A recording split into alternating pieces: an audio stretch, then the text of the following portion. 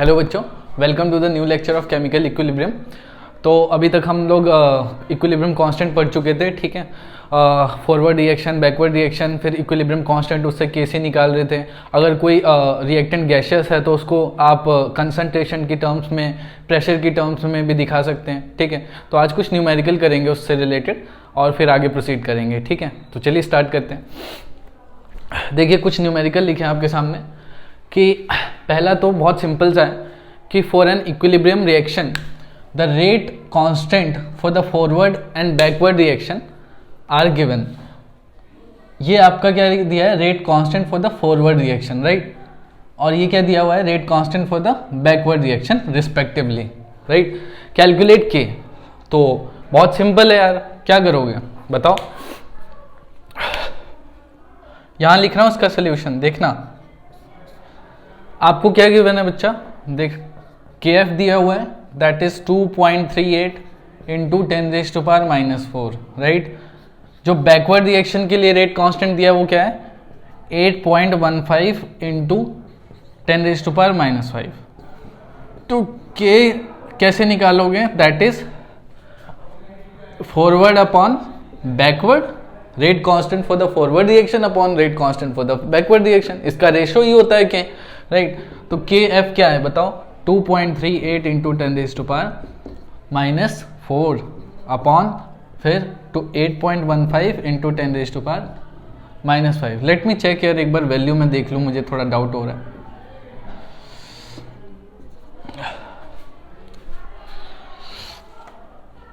ठीक है, कोई दिक्कत नहीं है, यही है वैल्यू।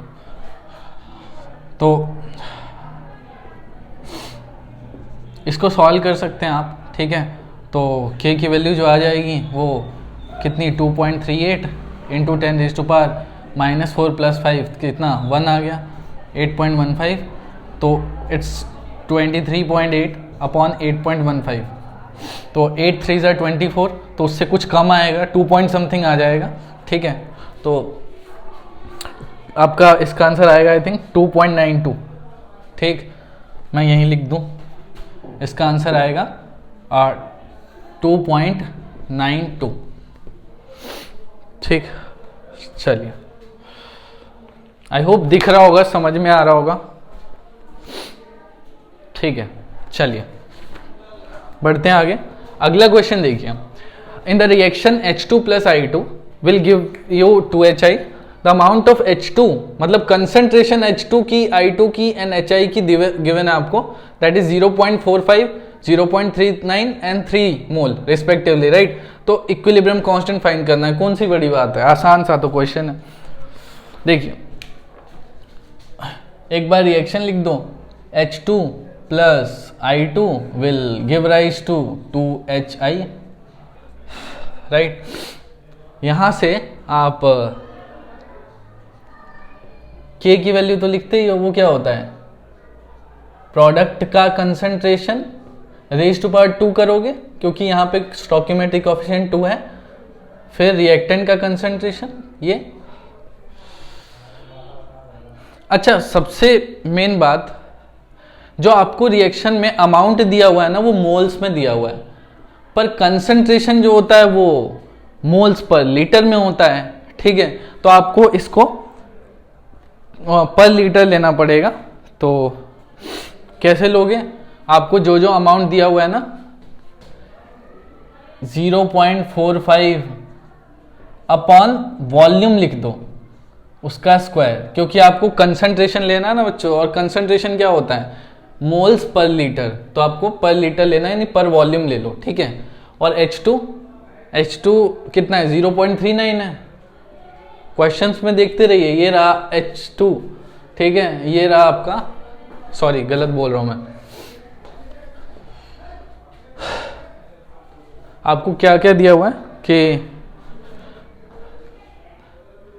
H2, यहां से शुरू में H2 दिया हुआ है, तो और HI कितना है, सबसे देखो HI 3 है, तो 3 अपॉन V वॉल्यूम लिख दिया हमने, ताकि ये मोल पर लीटर हो जाए, ठीक है। और H2 चलो लिख देता हूँ यहाँ पे मोल पर लीटर, आप लोगों को पता चल जाएगा मैंने डिवाइड क्यों किया है, ठीक। H2 का कंसंट्रेशन कितना है 0.39 अगेन बाय V मोल पर लीटर, राइट, मल्टीप्लाई बाय फिर I2, राइट, तो I2 कितना है 0.39, अरे उल्टा हो गया, ये 0.45 है और ये 0.39 है अपॉन V मोल पर लीटर।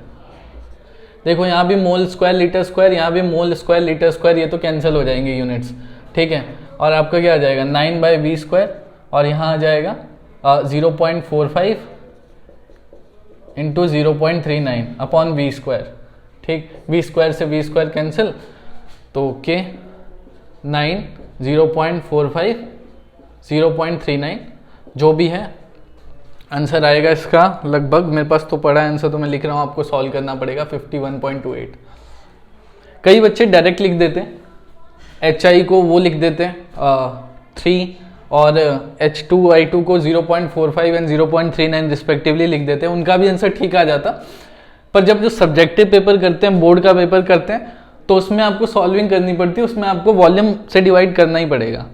पर आप ऑब्जेक्टिव कर रहे हो तो उसमें तो कोई दिक्कत नहीं है, उसमें तो डायरेक्ट हो जाता, ठीक, आपका आंसर बाई चांस ठीक ही आ जाता, क्योंकि यहाँ पे वॉल्यूम स्पेसिफाई नहीं किया हुआ। चलिए ठीक है, तो चलो ये क्वेश्चन हो गया आपका, के आ गया। नेक्स्ट देखिए, 2 moles of PCl5 were heated in a close 2 litre vessel.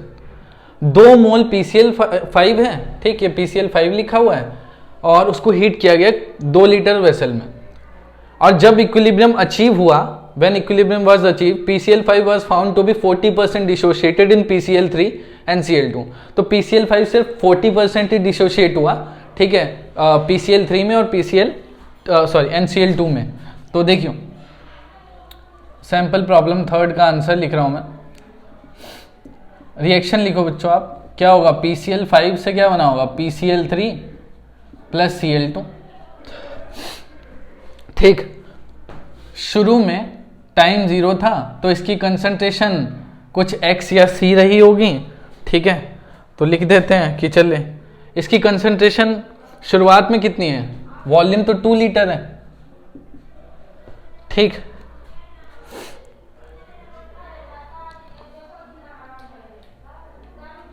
एक सेकेंड रुको बच्चों, 2 मोल्स है ना, ठीक, तो शुरुआत में कितना है 2 मोल्स है, राइट, और ये कितना होगा 0 0, क्योंकि अभी तक रिएक्शन शुरू ही नहीं हुआ था। When the equilibrium is achieved, यानी टाइम जब इक्विलिब्रियम के टाइम के बराबर हो गया, जब इक्विलिब्रियम अचीव हुआ तब इसमें से कितना डिसोशिएट हुआ है 40%। अब 2 का 40% कितना होता है बताओ, 2 का 40% होता है 0.8, आप निकाल के देख लो, 0 तो कितना आएगा 0.8 ही आएगा ना, तो इसमें से 0.8 डिसोशिएट हो गया, तो 0.8 डिसोशिएट होकर प्रोडक्ट बना 0.8 0.8, सिंपल, राइट, तो कोई दिक्कत नहीं है। उसके बाद आप क्या करेंगे, आपका एक और काम है, आपका काम है इसको कंसंट्रेशंस में बदलना। तो मैं PCl3 का कंसंट्रेशन क्या लिखूंगा 0.8 बाई V नहीं, और वॉल्यूम है कितना बताओ, वॉल्यूम है कितना 0.8 अपॉन 2 लीटर, राइट, ये आपका मोल और ये लीटर, तो आ जाएगा 0.4 मोल लीटर, ये आ गया PCl3 का कंसंट्रेशन। सिमिलरली Cl2 का कंसंट्रेशन कैसे लिखेंगे 0.8 by volume, again 0.8 upon volume कितना है 2 लीटर है, तो आंसर आ जाएगा इसका क्या 0.4 मोल पर लीटर, राइट। सिमिलरली PCl5 का PCl5 2 माइनस 0.8 कितना हो गया 1.2, तो इसका कंसंट्रेशन कितना आ जाएगा 1.2 डिवाइडेड बाय 2 लीटर, यानी कितना आ जाएगा 0.6 मोल पर लीटर। अब आपको क्या निकालना है, इक्विलिब्रियम कांस्टेंट, तो खैर निकालना तो सब में इक्विलिब्रियम कांस्टेंट ही है, तो Kc क्या आ गया बताओ, प्रोडक्ट का कंसंट्रेशन दैट इज PCl3Cl2 और अपॉन PCl5, रिएक्टेंट PCl3 का कंसंट्रेशन कितना है आपके पास 0.4 मोल पर लीटर, ठीक। Cl2 का कंसंट्रेशन कितना है 0.4 मोल लीटर, सेम ही है ना। और PCl5 का कितना है 0.6 मोल पर लीटर। तो बस ये 2 मोल्स था आई थिंक, ठीक है। बस डिसोसिएशन तो ऐसे ही दिखाएंगे हम लोग। तो बस इसको सॉल्व कर दीजिए, जो भी आंसर आएगा वही आंसर होगा आपका। तो 0.4 इंटू 0.16 0.16 आ जाएगा, ठीक। यही होगा ना, 4 इंटू 4 और 10 10 तो 100 16, ठीक है।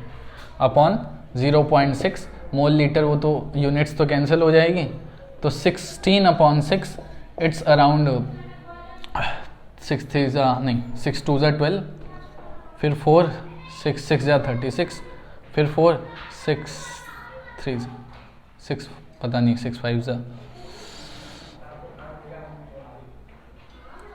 2.68 आएगा समथिंग, ठीक है। तो देख लो ज़रा, एक बार नोट करिए, फिर आगे कराता हूँ मैं।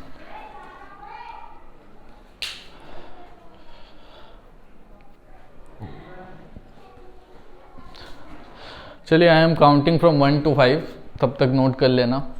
1 2 3 4 and 5, बस। वैसे स्क्रीनशॉट ले लेते आप लोग।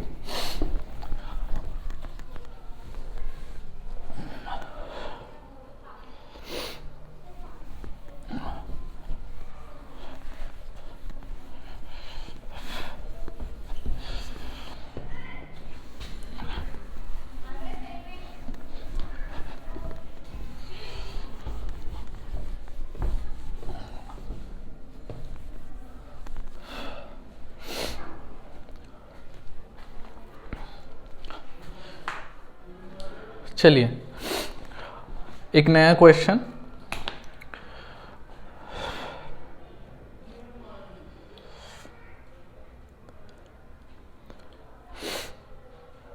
अगर आप पिछले क्वेश्चंस को देखो, मान लो कि जो आपने पिछला क्वेश्चन किया केपी, उसमें केसी निकालना होता, तब कैसे करते आप लोग? केपी तो आपको निकालना, सॉरी के तो आपको निकालना आ गया था, तो जो आपने के निकाला था वो क्या था? केसी था एक्चुअल में, क्योंकि आपने कंसंट्रेशन की टर्म्स में निकाला था, ठीक है। और कितना आया था? 0.26 समथिंग आया था मोल पर लीटर। सपोज आपको बोल देते केपी निकालो, तो फिर कैसे निकालते? आपने पढ़ा तो है रिलेशन कि KP is equal to KC RT raise to power delta N, ठीक। अब जब आप लिख रहे हो कि PCl3 डिसोशिएट होता है Cl2, सॉरी PCl5 था ना, तो PCl5 डिसोशिएट होता है PCl3 और Cl2 में, तो ये 2 मोल बना है, ये सिंगल मोल है, तो आपका जो number of moles delta N जो आएगा वो क्या आएगा? सभी गैस है, ये भी गैस है, ये भी गैस है, ये भी गैस है, तो आप क्या लिख सकते हो? 2 - 1 यानी 1 मोल है। तो Kc की वैल्यू 0.26, R आपका 0.0821 होता है, 0.0821। टेम्परेचर आपको कितना गिवन है?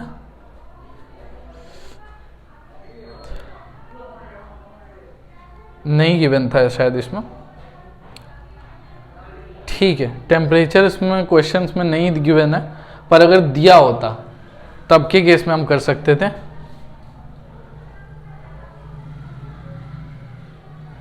ठीक, तो सपोज टेम्परेचर दिया हो आपको 25 डिग्री सेल्सियस, तो आपका केल्विन में हो जाता कितना?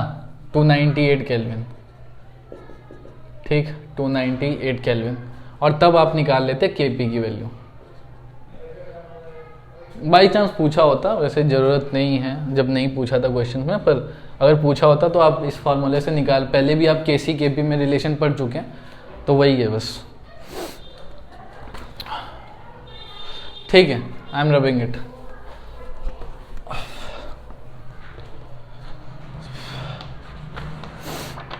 हाँ, एक क्वेश्चन लिखते हैं नया।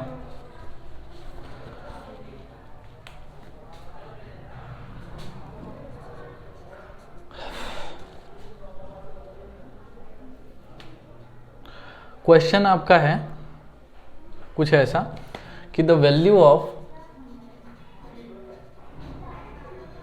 ऑफ केसी की वैल्यू गिवन है 4.24 at temperature 800 kelvin for the reaction. किस रिएक्शन के लिए?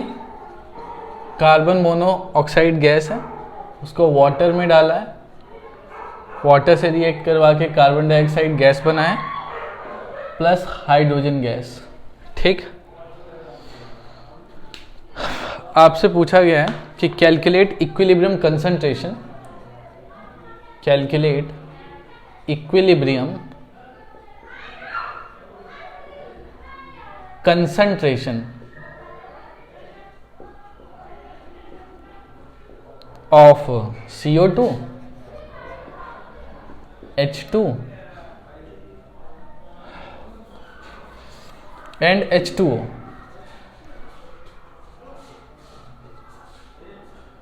If initial concentration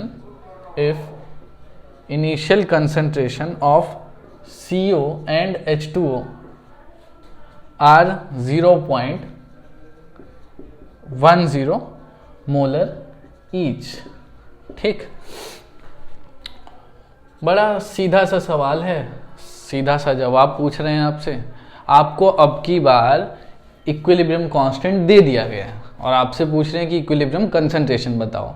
ठीक, तो कोई दिक्कत तो हमें उसमें भी नहीं है। हम क्या करेंगे, रिएक्शन के लिए केसी लिखेंगे और वो क्या होता है, concentration of product upon concentration of reactant.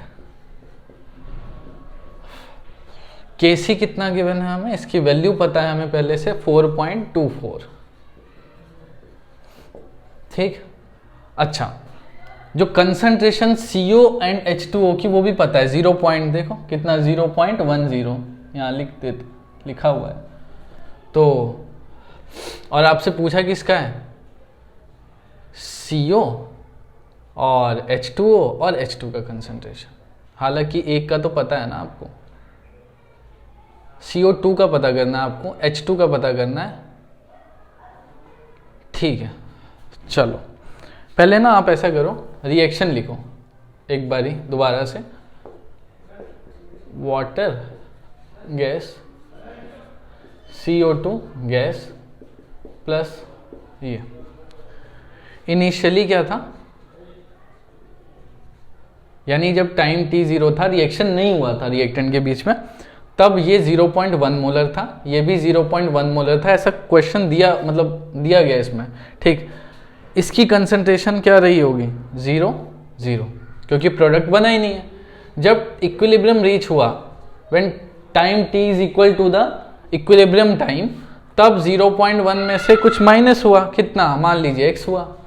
ठीक, तो इस 0.1 में से भी क्या माइनस होगा, x माइनस होगा, तो इसमें x ऐड हो जाएगा।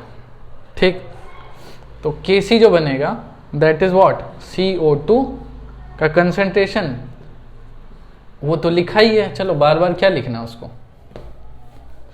ठीक, तो वैल्यू पुट करो 4.24 Kc की वैल्यू, जो आपका CO है, CO2 है सॉरी, उसकी वैल्यू क्या है, x, H2 की भी क्या है, x है, और नीचे 0.1 माइनस एक्स और 0.1 माइनस एक्स, तो उसका स्क्वायर हो गया।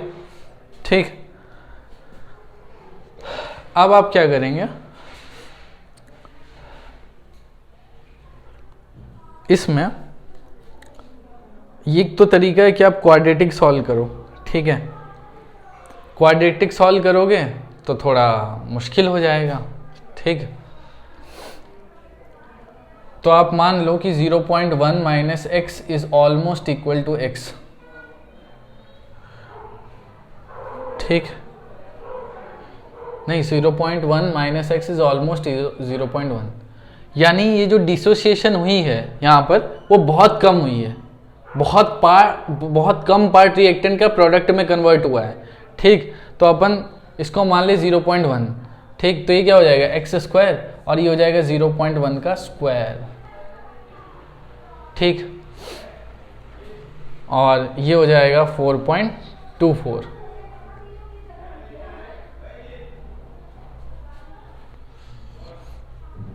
तो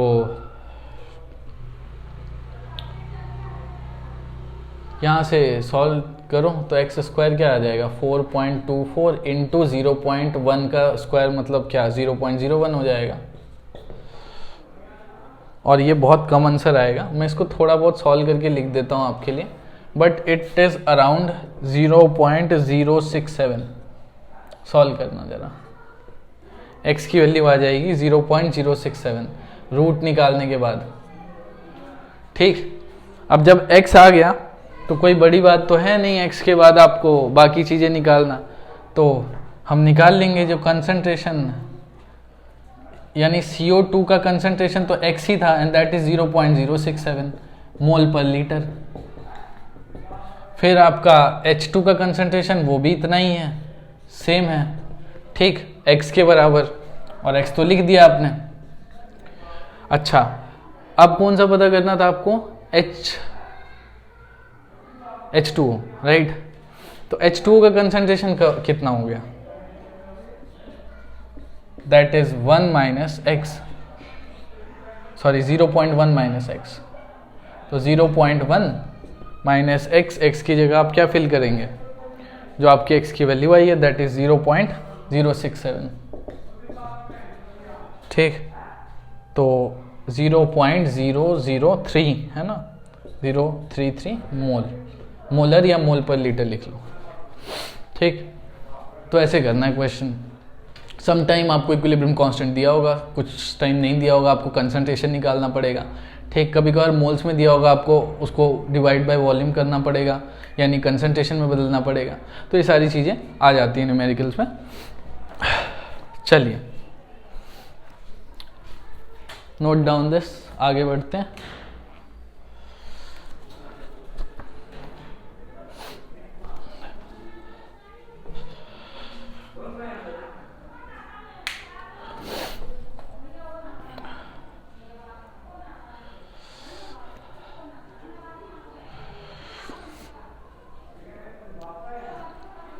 रब कर रहा हूं मैं।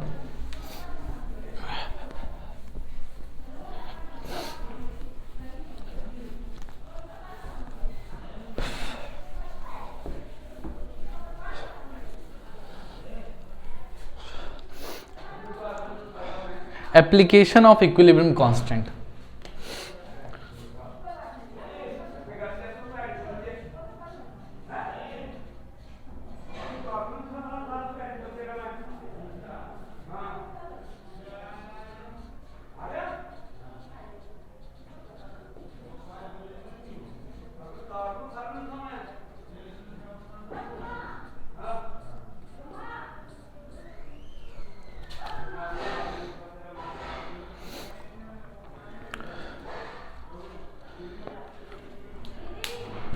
चलिए, मतलब एप्लीकेशन ऑफ इक्विलिब्रियम कांस्टेंट का मतलब है कि रिएक्शन की प्रिडिक्शन कैसे करता है इक्विलिब्रियम कांस्टेंट, इस मतलब क्या यूज़ है इक्विलिब्रियम कांस्टेंट निकालने का। तो रिएक्शन के पर्सपेक्टिव में देखिए, सबसे पहला जो है आपका that is predicting the extent of reaction.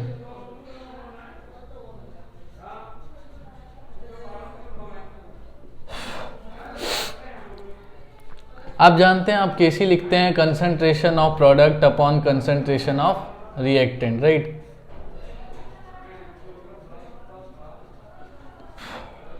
अगर इफ केसी जो है ग्रेटर देन 10⁻³ आ जाए, ठीक है, 1000 से ऊपर आ जाए केसी की वैल्यू, तो इसका मतलब फॉरवर्ड रिएक्शन फेवर होता है। ठीक, इसका मतलब रिएक्शन प्रोडक्ट की तरफ ज़्यादा है, रिएक्टेंट की तरफ कम है, यानी ज़्यादा मतलब ज़्यादातर रिएक्टेंट जो है वो प्रोडक्ट बना चुका है। ठीक है, तो it shows that forward reaction is favoured, forward reaction is favoured.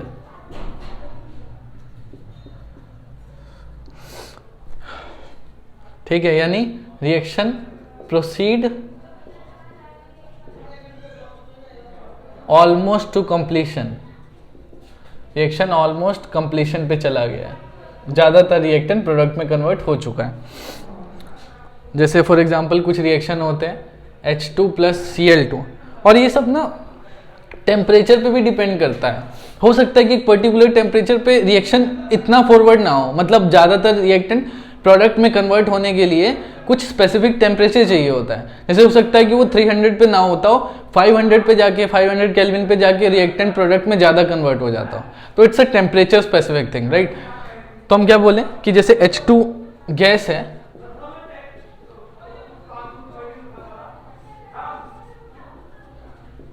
ये 300 केल्विन 300 केल्विन पे 2HCl बना रहा है गैस में, पर हो सकता है कि टेम्परेचर में कम कर दूं तो ये रिएक्शन फॉरवर्ड में ज़्यादा शिफ्ट ना हो। ऐसे रिएक्शन को ना आप ऐसे दिखा सकते हैं, more forward less backward, right. और इसकी Kc की वैल्यू ऑब्वियसली ज़्यादा होगी, कुछ काफ़ी ज़्यादा है, ठीक है। जैसे H2 गैस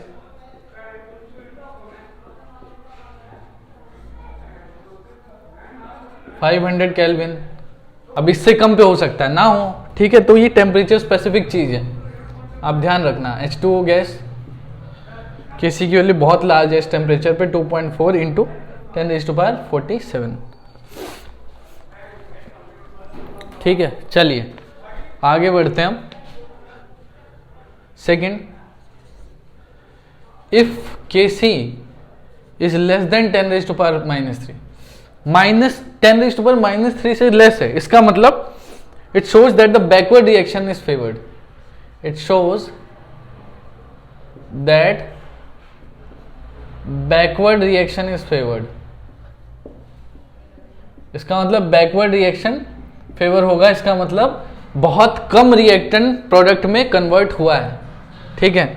इसका हम ये बोल सकते हैं कि concentration of reactant is much larger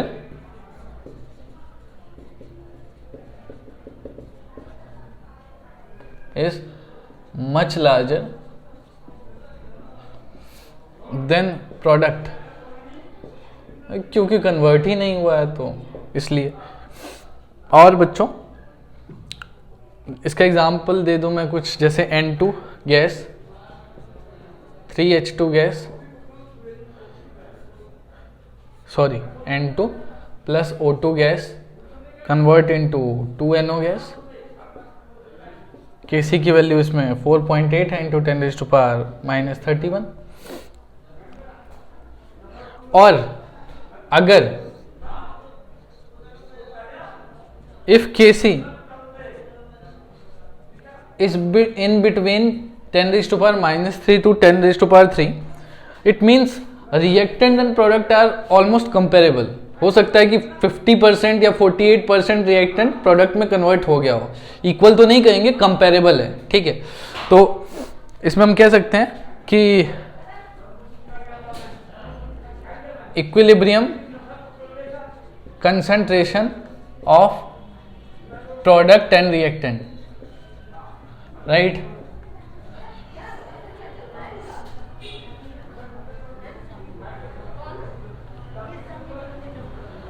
तो एग्जाम्पल के लिए सपोज H2 का concentration, H2 will be in a gaseous state plus I2 will be HI, और इसमें ऑलमोस्ट कंपेरेबल है। इसमें आप कैसा एरो लगा सकते हो, more towards left less towards right, right, and this is comparable, so आप कह सकते हो कि ये फॉरवर्ड और बैकवर्ड बराबर ही है। तो इक्विलिब्रियम कंसंट्रेशन या ऑफ प्रोडक्ट आप इक्वल मत लिखो, आप ये लिख दो comparable concentration of product and reactant, ठीक। चलिए, तो ये तो Kc की हेल्प से था कि आप Kc की हेल्प से कैसे पता करेंगे कि रिएक्शन जो है, रिएक्शन की प्रेडिक्शन कैसे करेंगे, वेदर इट इज़ फॉरवर्ड और मोर लेस फॉरवर्ड, राइट, और या मतलब रिएक्टेंट कितना कंज्यूम हुआ है, कम हुआ है या ज़्यादा हुआ है, ठीक है। तो ये सब था, बाकी हम कुछ और भी चीज़ें करेंगे। एप्लीकेशंस में। ये तो पहला था, ठीक है, predicting the extent of reaction. Next है predicting the direction of reaction.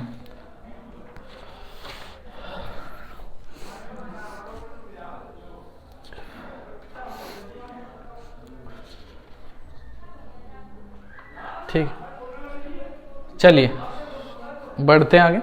Predicting the direction of reaction.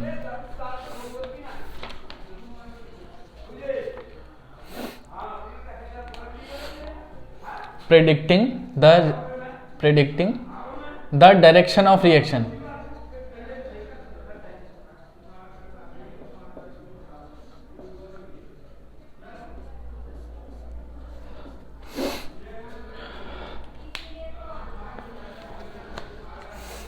देखो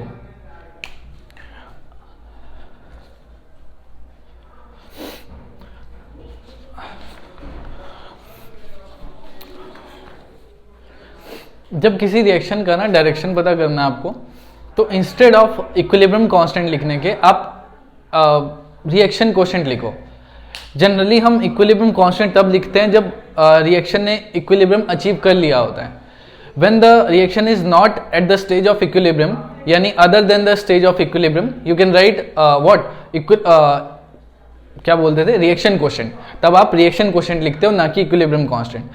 फर्क कुछ नहीं होता है, वो भी वैसे ही लिखा जाता है, concentration of product upon reactant, बस सिंबल अलग होता है। ठीक, तो देखिए for this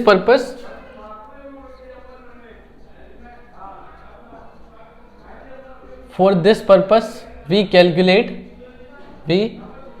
calculate the reaction quotient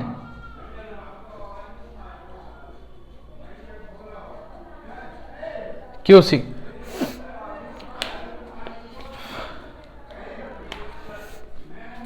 हम बोलते हैं at any stage other than equilibrium. Suppose एक रिएक्शन लिखता हूं मैं, A B will give rise to C and मतलब A mole of A, B mole of B will give rise to C mole of C and D mole of D, right. हमें नहीं पता ये reaction equilibrium में है कि नहीं, ठीक है। तो मैं इसके लिए जब मुझे लिखना पड़ेगा तो मैं क्या लिखूंगा, रिएक्शन कोशेंट लिखूंगा, मैं केसी नहीं लिखूंगा, ठीक। और वो कैसे लिखेंगे, जैसे इक्विलिब्रियम कांस्टेंट लिखते हैं, यानी concentration of product upon concentration of reactant, ठीक।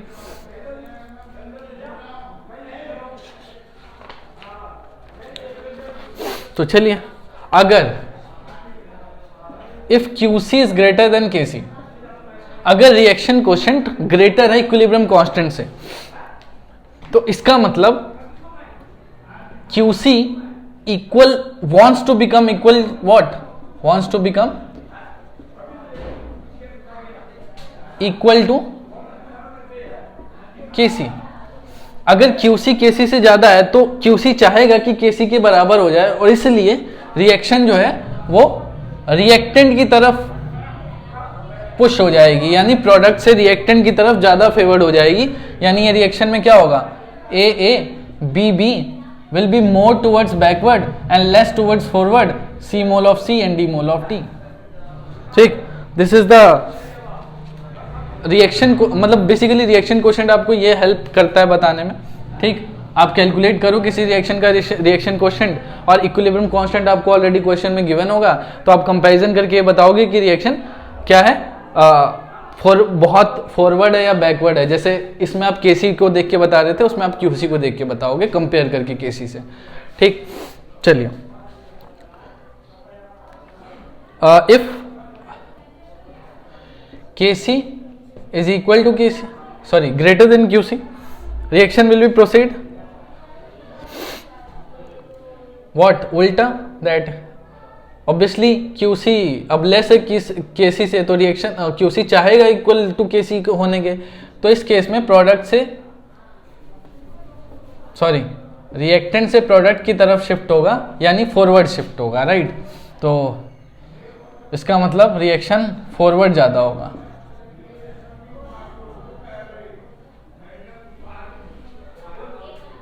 ठीक। If Q C is equal to Q C तो रिएक्टेंट और प्रोडक्ट बराबर हो जाएंगे, कंपेरेबल है, ठीक है। तो बस ये इसका मतलब रिएक्शन बहुत ज़्यादा फॉरवर्ड भी नहीं है और बहुत ज़्यादा बैकवर्ड भी नहीं है। तो A mole of B, B mole of B, C mole of C plus D mole of D, ठीक। तो समझ में आया होगा यार आप लोगों को। QC एक जस्ट कंपेयरिंग वैल्यू है। QC किसी रिएक्शन का आप कंपेयर कीजिए, ठीक है, KC के साथ। अगर KC से ज़्यादा है QC की वैल्यू तो रिएक्शन मोर रिएक्टेंट के साइड है, यानी बहुत कम रिएक्टेंट प्रोडक्ट में कन्वर्ट हुआ है, ठीक है। अगर बहुत KC ज़्यादा है QC से, इसका मतलब आप ये कह सकते हो कि बहुत ज़्यादा रिएक्टेंट प्रोडक्ट में कन्वर्ट हो चुका है। तो it will just tell you that the direction of reaction, ठीक है, कि रिएक्शन किस तरफ ज़्यादा है, फॉरवर्ड या बैकवर्ड, ठीक। चलिए ठीक है बच्चों, तो आज के लेक्चर में इतना ही कर रहे हैं हम लोग। बाकी कुछ न्यूमेरिकल और हैं जो नेक्स्ट लेक्चर में डिसाइड करेंगे, सॉरी डिस्कस करेंगे हम लोग आज के लेक्चर में। Bye bye, thank you so much.